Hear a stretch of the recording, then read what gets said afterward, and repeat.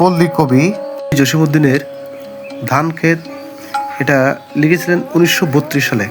কৃষকের আবেগের এক অনবদ্য সৃষ্টি।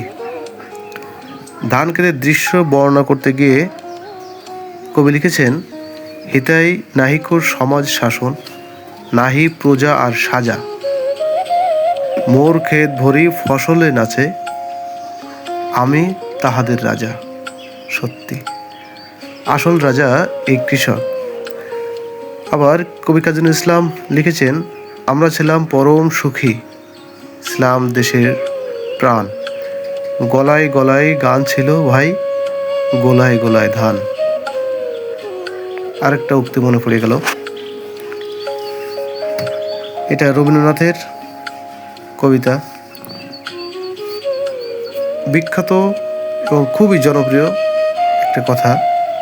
দেখিতে গিয়েছি পর্বতমালা, দেখিতে গিয়েছি সিন্ধু, দেখা হয় না চক্ষু মিলিয়া, ঘর হইতে 2 পা ফেলিয়া, একটি ঘাসের উপর একটি মাত্র শিশির বিন্দু। এখানে প্রতিটি অক্সিজেন বিশুদ্ধ। এখানে ফসলের গন্ধে আপনার কঠিন হৃদয় গলে যাবে। গ্রামের এই সৌন্দর্যের কাছে আমার মনে হয় পৃথিবীর সকল সৌন্দর্য হার মেনে যাবে।